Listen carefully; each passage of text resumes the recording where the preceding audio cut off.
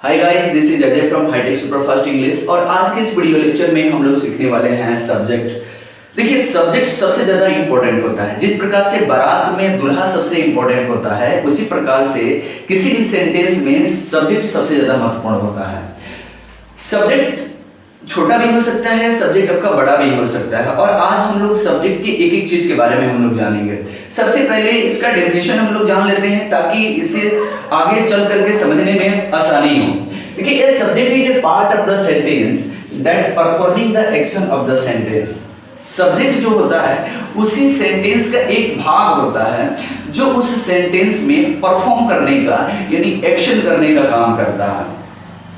देखिए, Ram it's a mango, ये आपका एक सेंटेंस हो गया। और इसमें इट्स आपका वर्ब हो गया, एक्शन वर्ब है। और ये राम क्या है? राम आपका सब्जेक्ट हो गया। कैसे सब्जेक्ट हो गया? क्योंकि यही एक्शन करने का काम कर रहा है। यही राम जो है इस पूरे सेंटेंस का मेन दूल्हा है। और ये सब तो बाराती है, ये सब बाराती है, कुछ सोहलिया भी है इसमें। ही इज डांसिंग, ही क्या हो गया? अब डांसिंग करने का काम कौन कर रहा है? तो ही कर रहा है। ही आपका क्या हो गया? आपका सब्जेक्ट हो गया। इधर देखिए, दे आर प्लेइंग, ये क्या हो गया आपका? दे आपका सब्जेक्ट हो गया, क्योंकि वही आपका प्लेइंग करने का काम कर रहा है, एक्शन करने का काम कर रहा है। तो ये बहुत छोटे छोटे सब्जेक्ट है, ये बहुत आसानी से आप इसे पढ़ लेंगे, समझ जाएंगे।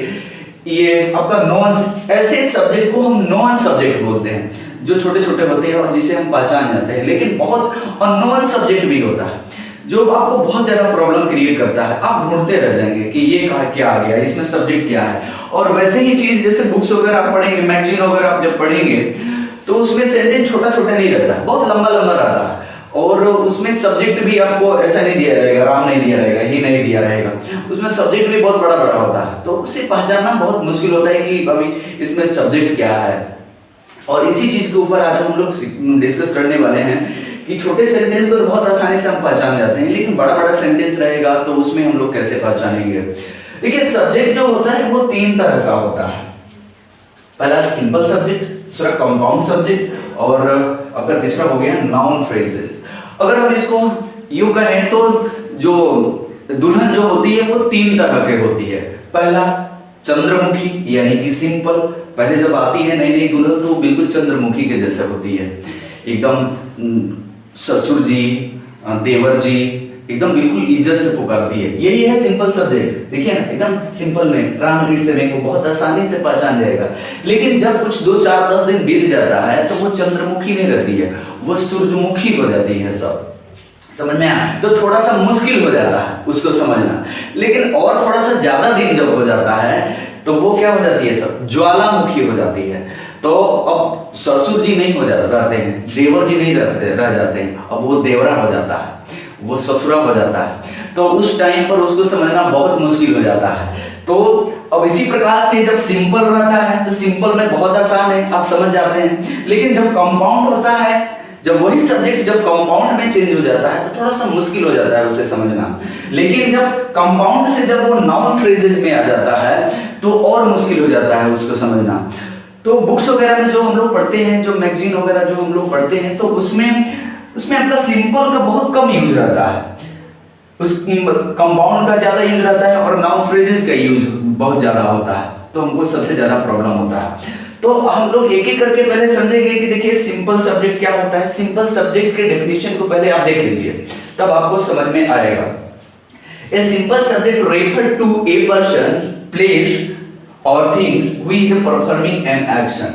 सिंपल सब्जेक्ट क्या होता है? एक पर्सन होता है, प्लेस होता है और कुछ भी हो सकता है, ये सिंपल सब्जेक्ट। लेकिन अब आपके मन में एक चीज आ रहा होगा कि ये तो यही वाला डेफिनेशन है जो ये है। नहीं बाबू, ऐसा नहीं है, ये दोनों में डिफरेंस है। आप इसे गौर से देखिए। ये कह रहा है कि a simple subject refers to a person. देखिए, ए पर्सन कह रहा है, ए पर्सन, प्लेस और things who is performing an action. एक ही सब्जेक्ट होता है उस सेंटेंस में, चाहे वो व्यक्ति हो, चाहे वो वस्तु हो, कुछ भी हो, लेकिन उस सेंटेंस में सिर्फ एक ही सब्जेक्ट होना चाहिए। जैसे आप देखिए, Ram it's a mango, Ram आपका एक ही सब्जेक्ट है इस सेंटेंस में और एक्शन कर रहा है, तो ये आपका सिंपल सब्जेक्ट कहलाएगा और बहुत आसानी से आप इसे समझ जाएंगे। ये भी सिंपल सब्जेक्ट का एग्जांपल है, ही इज अ डांसिंग। अब आपका एक ही सब्जेक्ट है, देखिए यहाँ, अब देखिए सिंपल सब्जेक्ट कुछ भी हो सकता है, आपका नाउन भी हो सकता है, प्रोनाउन भी हो सकता है, जिरंड भी हो सकता है, इन्फिनिटिव भी हो सकता है और बहुत सारी चीजें इसमें हो सकता है। अब देखिए एग्जांपल के माध्यम से आप समझिए, जैसे देखिए राम इट्स ए मैंगो। अब राम क्या है? राम आपका नाउन है, राम नाउन हो गया। अब क्या हो गया? ये आपका subject, as a subject use किया गया है, लेकिन ये सिंगल है। उसके बाद से ये देखिए, ये आपका एक प्रोनाउन है और जो इसमें सब्जेक्ट का काम कर रहा है, तो ये क्या हो गया? ये सिंगल ही है, तो ये सिंपल सब्जेक्ट में आ जाएगा।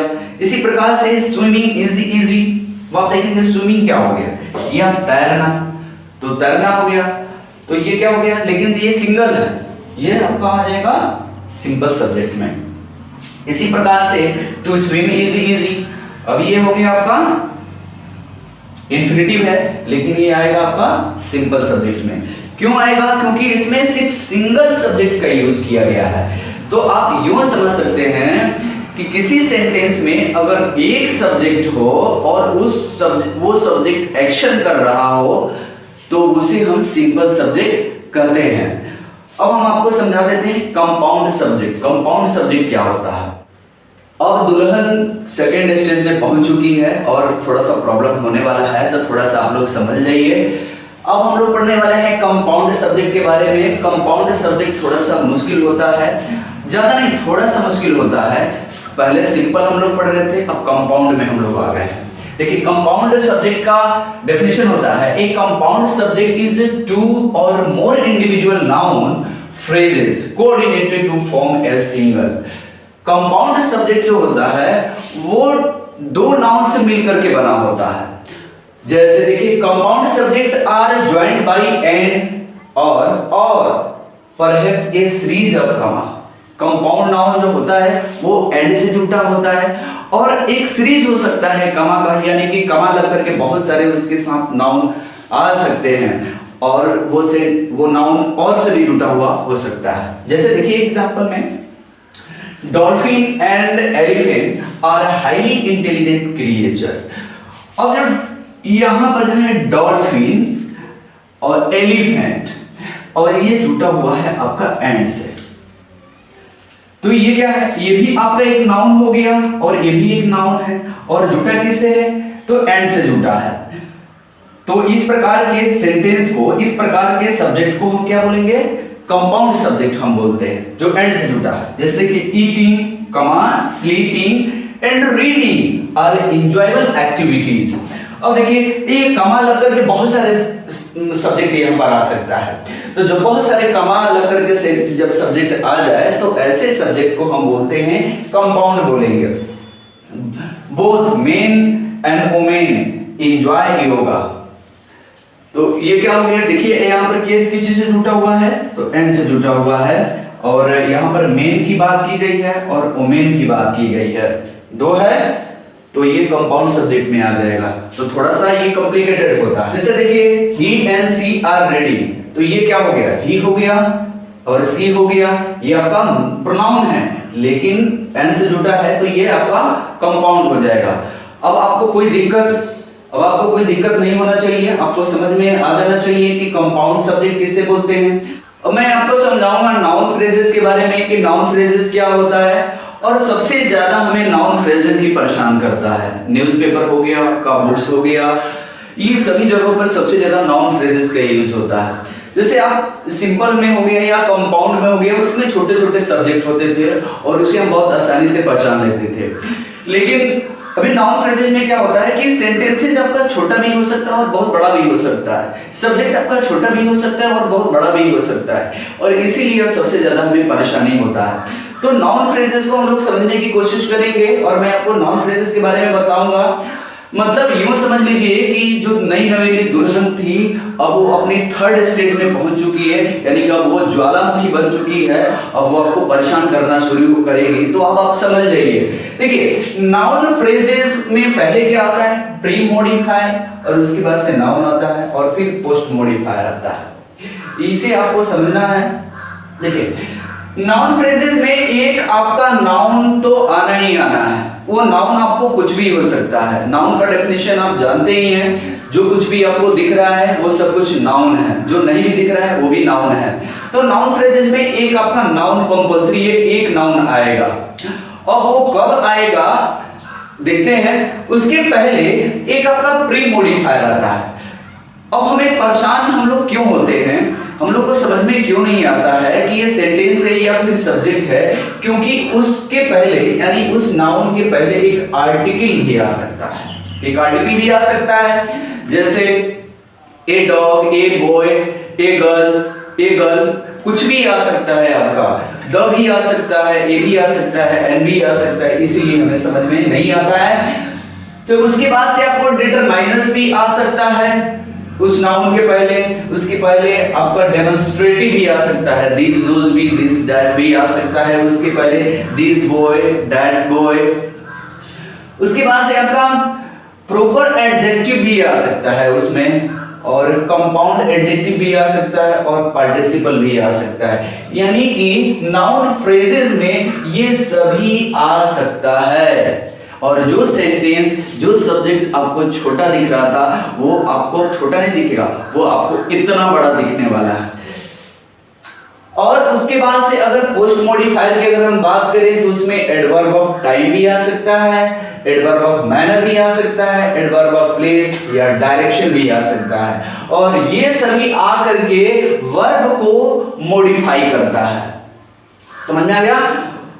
इंफिनिटी भी आ सकता है और डिपेंडेंट क्लॉज भी आ सकता है, जो नाउन को मॉडिफाई करता है। इसीलिए सबसे ज्यादा हम लोगों को परेशानी होती है, हम समझ नहीं पाते हैं। देखिए सेंटेंस देखिए आपको समझ में आ जाएगा। Generally the brown dog are nice. ये मैंने बहुत छोटा सा सेंटेंस लिया आपको समझाने के लिए। Generally the brown dogs are nice. अब आपका जनरली क्या हो गया, यहाँ पे जनरली आपका एक एडवर्ब है, और उसके पहले आप देखेंगे कि यहाँ पर द लगा है, और द क्या हो गया आपका आर्टिकल हो गया। और ब्राउन ये आपका नाउन है, और नाउन से पहले क्या आया है, ब्राउन आया है, जो कि आपका एडजेक्टिव है। और इतना बड़ा ये देख सकते हैं, ये इतना बड़ा आपका क्या है, ये सब सब्जेक्ट के अंदर आएगा, और ये अपना नाउन फ्रेजेस कहलाता है। मैं आपको और भी कुछ एग्जांपल देता हूं, और उस एग्जांपल के माध्यम से मैं आपको एक एक करके मैं समझाऊंगा कि आपका प्री मॉडिफायर कहां आता है और पोस्ट मॉडिफायर कहां आता है। जो यहां से यहां तक जो आपको दिख रहा है, the girl talking to her mother, ये इतना बड़ा आपका सेंटेंस नहीं है, ये सब्जेक्ट है।